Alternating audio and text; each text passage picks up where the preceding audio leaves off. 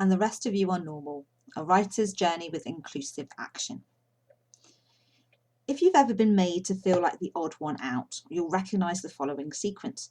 A distinct sinking feeling, a quick mental noodling as you try and comprehend what just happened, rewinding the scene in your head, playing it back in slow motion before burying your uncomfortable emotions deep down. That was me a couple of years back, preparing to go on stage for a writers' panel. I'd been chatting with the other authors in the green room when the interviewer came in and introduced herself. Smiles all round, a lovely affair. She turned to ask me how to pronounce my name. I told her. She paused, looked me up and down, then turned to the other two white panellists before saying, "And the rest of you are normal?" Sinking feeling, quick mental noodling, burying of emotions. It all happened so quickly, it was hard to pinpoint what stung the most. The fact another author had a surname equally as unusual as my first name, the up and down look that made me feel the size of a pea, the implication that there was such a thing as normal, and that I was definitely not it. I've never been normal. A shy kid, part of the only South Asian household on a predominantly white council estate, as well as being a bookworm who wanted to work in the arts, I was probably predestined to be anything but. I wrote in secret, scribbling away in exercise books on the floor of my bedroom as my family watched game shows downstairs. I had a love for writing and the hubris of a child who was yet to hear tales of agents informing writers that they already had a writer of colour on their list, so couldn't take on any more, or requesting they change their novel to be about a woman in a headscarf because the author was a woman in a headscarf, or even to hear a stranger other me in relation to my white peers. My thought process as a child was simple and wildly innocent. If anybody loved writing as much as I did, they could be a writer.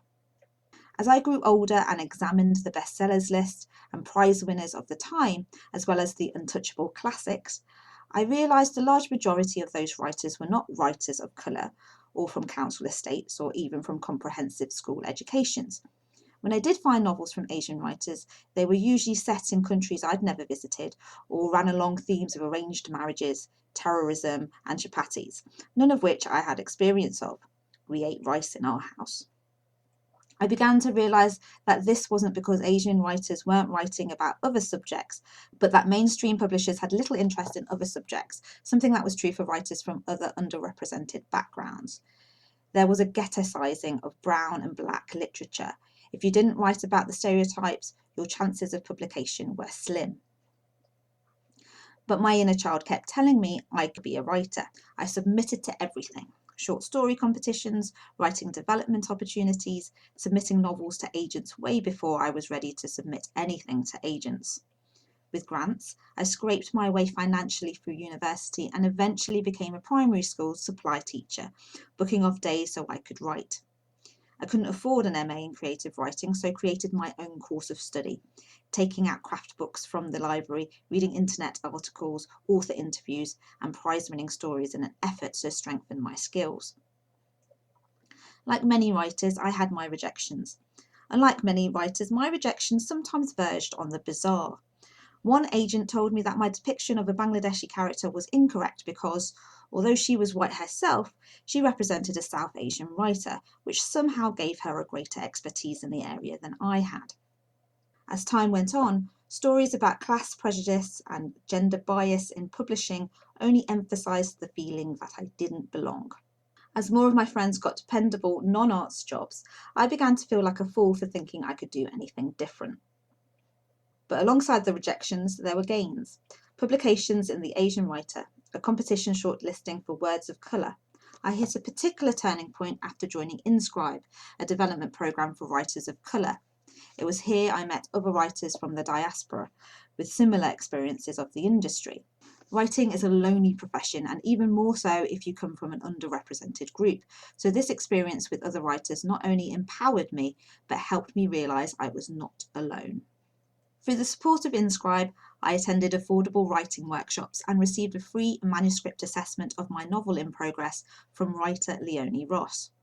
The feedback was both encouraging and constructive and gave me faith that my atypical novel about a British Bangladeshi girl growing up on a council estate and suffering from chronic pain was something I should persevere with. I redrafted the novel and kept on applying. And then came the wins. The SI Leeds Literary Prize is an award for unpublished women of colour specifically set up to address our underrepresentation in publishing. Being shortlisted for the prize alongside a remarkable cohort gave me the proof I needed that I was on the right path. On the night of the awards, I sat in the audience with my heart pounding. When the Reader's Choice Award, then the third and second prize winners were announced, I felt my body relax. I obviously hadn't won anything, so could enjoy the rest of the evening. Then my name was announced. My novel, that didn't fall into any cultural stereotype, had been declared the winner of a prize. With that prize came £2,000, a free place on an Arvin writers' retreat, a free manuscript assessment from the literary consultancy, as well as a beautifully hand-carved award that still stands on my mantelpiece. To my astonishment, a week later I won the highly competitive Bristol Short Story Prize. This prize, like the SI Leeds Literary Prize, is judged anonymously, a great practice for eliminating unconscious bias. More than the prizes and the feedback, the awards gave me permission to call myself the thing I'd been too frightened to call myself before then, a writer. Inclusive action was an incredible aid on my writer's journey, but I realised not all writers are comfortable being singled out for their ethnicity or any perceived difference they have, and shy away from diversity initiatives and prizes for this reason. I myself wondered if being part of these schemes would categorise me as a BAME writer and not a mainstream writer. I felt particularly validated when I won the Bristol Short Story Prize because it is an international prize, open to everyone. But now I look back, I realise that getting on the list of any literary prize is an incredible achievement. Creating prizes for writers of colour, or working class, disabled, LGBTQ+, and other underrepresented groups gives a platform to artists who are in need of it most. I was once told by a frustrated writer of colour that we should be living in a meritocracy, where the work you put in, not the colour of your skin, is what matters. As I told him, I would love to live in a meritocracy, but as long as racism, classism, homophobia and ableism still exist, we can't. We need processes, policies and initiatives to level a playing field that is riddled with unconscious bias and systemic racism. In the extremely risk-averse climate of today's publishing world, it's not easy for anyone to get published, but this doesn't lessen the added difficulty for a person of colour. As the saying goes, white privilege doesn't mean your life hasn't been hard, it means your skin colour isn't one of the things making it harder. After my prize wins, I gained both agent interest and opportunities to be published by indie presses. With the backing of my newly acquired agent, I decided I would aim for mainstream publication.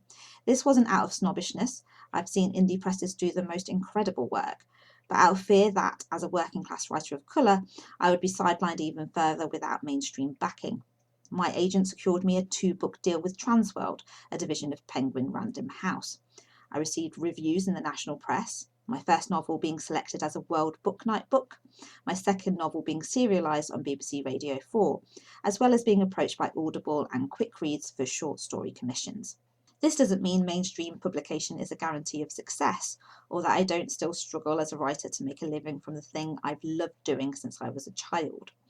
The reasons why a novel does well or not are sometimes arbitrary, sometimes mysterious. The important thing, I believe, is for a writer to make decisions from a place that feels right to them. The rest is left up to the book gods. After the publication of my second novel, I was given the opportunity to judge the first novel category for the Costa Book Awards. Suddenly, I was on the other side. I remember having 2 piles of debut novels, some still in proof copy stage, wobbling like Jenga towers in my study. I knew how hard it would have been for each author to get to that stage, yet it was interesting to see in the selection submitted by publishers novels that ranged from mini masterpieces to novels I could only presume were published because the author had a large social media following, or because they were already known and respected in the industry, or even because of the author having a peerage. These same authors, who were predominantly white, had glowing reviews from well-known writers and mainstream press on their covers. This, I realised, could result in the making or breaking of a novel's success. I was left wondering how many books had fallen by the wayside because they hadn't received similar support. My selection process for the award was simple. I chose books I found compelling, brilliantly written, and utterly absorbing. I didn't choose books because writers had a similar background to me, but of the few books that were by writers of colour, I was able to see a side of the writing that might have been overlooked. The history behind them, or the way the author had subverted the form and added asides about race that were subtle yet acutely accurate. Having a different set of experiences as a judge meant I had a better knowledge of writing that was about different experiences. My concept of everyday life differed from that of the other judges, yet was treated with the same respect. This is why having diversity on judging panels is vital. Once, after talking about my writing journey during a school visit, a secondary school student approached me and said, "I'm Bangladeshi and I'm from a council estate and I write too." I saw the pride in her eyes to realise she was not a fool and felt her empowerment in realising she was not alone. This is the point of inclusive action, to include and redress the imbalance. The world is made richer by diverse writers, not only because their work reveals the great complexity and multiplicity of life, but because they also show us there are different ways to be. There is no such thing as normal, there are averages, and who the hell wants to be average? By having competitions and development programs for underrepresented groups, as well as diverse agents, editors, and judging panels, we can create a publishing industry that more accurately reflects and reaches its readership. And perhaps, through making lasting change, we will learn that none of us are normal and that this is something to be celebrated.